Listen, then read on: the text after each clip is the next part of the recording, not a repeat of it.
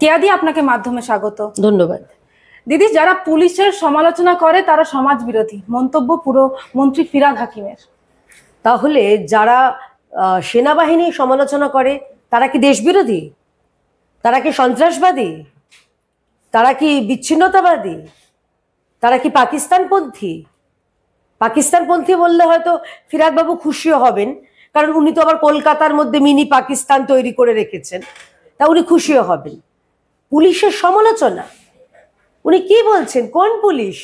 যে পুলিশ টেবিলের তলায় লুকোয়, যে পুলিশ পার্থ চ্যাটার্জির বান্ধবীর টাকা খুঁজে বার করতে পারে না, যে পুলিশ তৃণমূলের বিধায়কের মাথার উপর ছাতা ধরে, যে পুলিশ জুতো খুলে খিচুড়ি বিতরণ করে মুখ্যমন্ত্রীর বাড়িতে, এই পুলিশ? নাকি যে পুলিশ অনুব্রতর কথা শুনেও চুপ করে থাকে, সেই পুলিশের কথা বলছেন? আর যদি সেটাই হয় যে ফিরহাদ বাবুর কথাতে হয় পুলিশের সমালোচনা করলে সমাজ বিরোধী, তাহলে ওনার দলের অনুব্রত হলেন এই মুহূর্তে সবচেয়ে বড় সমাজ বিরোধী। অনুব্রত মণ্ডল কি বলেছিলেন পুলিশকে, পুলিশের স্ত্রীকে এবং পুলিশের মাকে?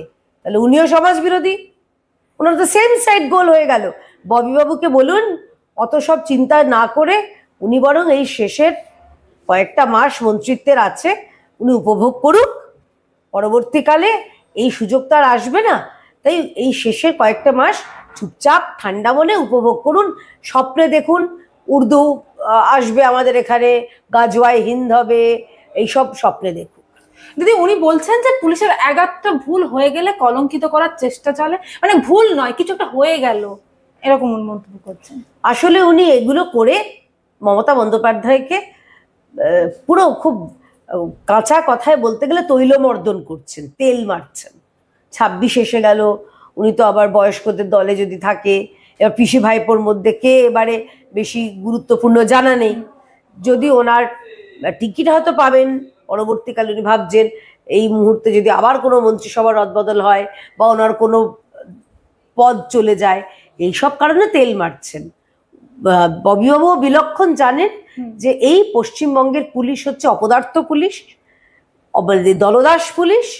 যে পুলিশ আমরা দেখলাম পুলিশ দিবসে একটা লোকাল চ্যানেলে আমরা দেখলাম তারা রাস্তা থেকে টাকা তুলছেন, যে পুলিশ নিজেদের ব্যাচ খুলে ভিখারির মতো হাত পাতে রাস্তায় ট্রাক ড্রাইভার, লরি ড্রাইভার এদের কাছে, সেই পুলিশের সমালোচনা।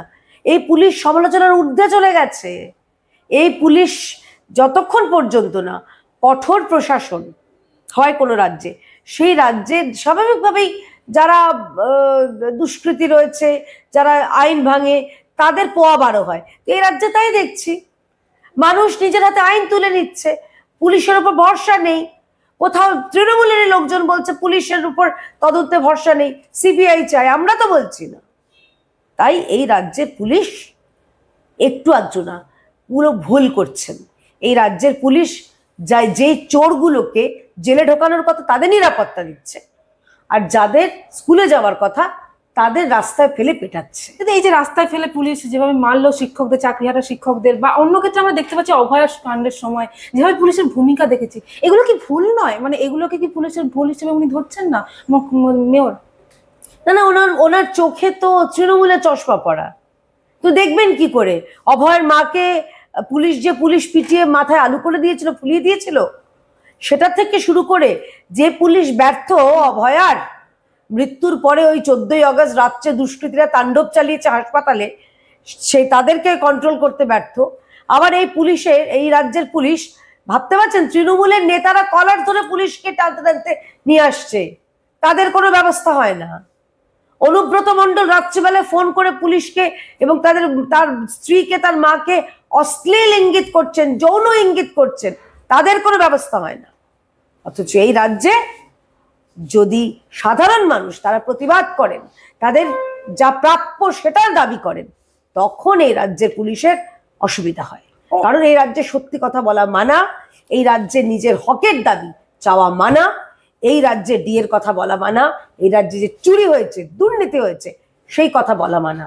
বললেই তো পুলিশ মন্ত্রী তথা মুখ্যমন্ত্রী এবং পুলিশদের তাদের যে ব্যর্থতা সেটা বেরিয়ে আসবে। তো সেই কারণেই পুলিশের স্বাভাবিকভাবেই দুর্বলের ওপর এরা অত্যাচার করতে পারে, আমরা বরাবর দেখে এসেছি যে দুর্বলের ওপর অত্যাচার হয়, সবলরা অত্যাচার করে। এখন পুলিশের, মমতা ব্যানার্জির হাতে পুলিশ আছে, কিন্তু আমরা বারে বলছি কাহারও সমানা নাই যায়, দিনের পরে রাতে আসবে, রাতের পরে কিন্তু দিনও আসে, এটাও মাথায় রাখতে হবে। না, উনি বলছেন যে বারবার এই সমালোচনা করলে পুলিশের যে মনোবলটা, সেটার একটা তো প্রভাব পড়ে। তাহলে এই রাজ্যের মানুষের যাদের চাকরি চলে গেছে তাদের মনোবলটা কি হলো? ওই ভাই সুবল সরেন বিনা কারণে তার চাকরি চলে গেছে, সে স্ট্রেস থেকে তার যে প্রাণ গেল, তার পরিবারের মনোবলটা কে দেখবে?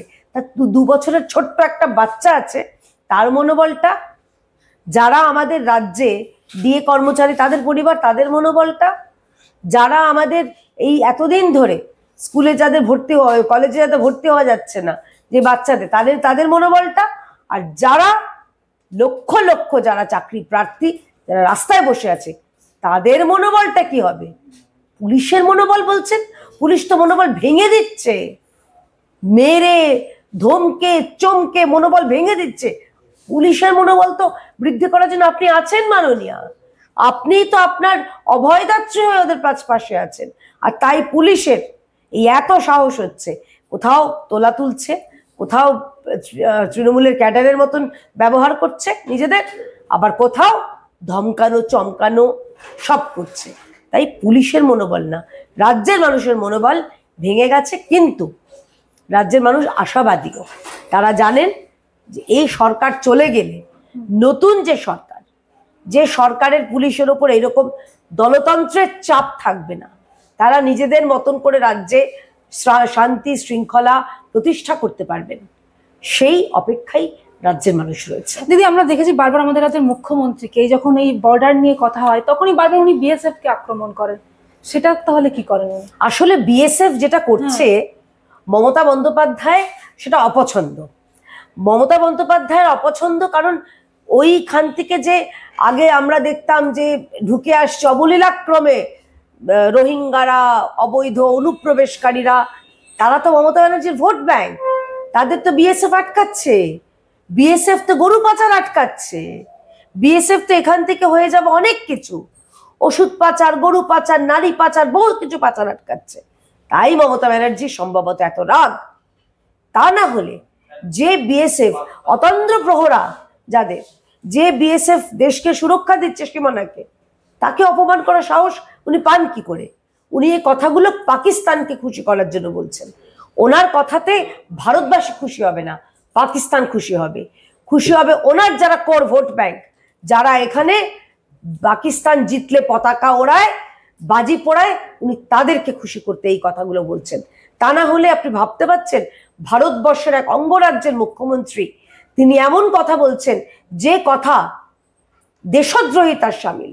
উনি এই কথা বলছেন, উনি কখনো আর্মি ট্রাক আটকাচ্ছে ওর পুলিশ, মমতা ব্যানার্জির, ভাবতে পারছেন? কোথাও যখন তারা ড্রিল করছে সেনাবাহিনী, মমতা ব্যানার্জি বলছে আমাকে কু করার জন্য এসছে। উনি কু না কাকু শুনছেন, কারণ জানেন তো কাকু মুখ খুললে অনেক, মানে কি বলবো আর, হয়ে যাবে, অনেক গল্প তৈরি হয়ে যাবে, উপন্যাস। তাই উনি এইসব স্বপ্ন দেখছেন, ভয় পাচ্ছেন। আমি বলতে চাই যে এই রাজ্যে ব্যর্থ মুখ্যমন্ত্রী, ব্যর্থ পুলিশ মন্ত্রী, ব্যর্থ স্বাস্থ্যমন্ত্রী, ব্যর্থ প্রশাসন, সব মিলিয়ে রাজ্যটাকে রসাতলে নিয়ে গেছে। তাই যেটা আমাদের মাননীয় প্রধানমন্ত্রী বলেছেন, আমি শেষ করবো ওই একটাই কথা বলে, বাঁচতে চাই বিজেপি তাই।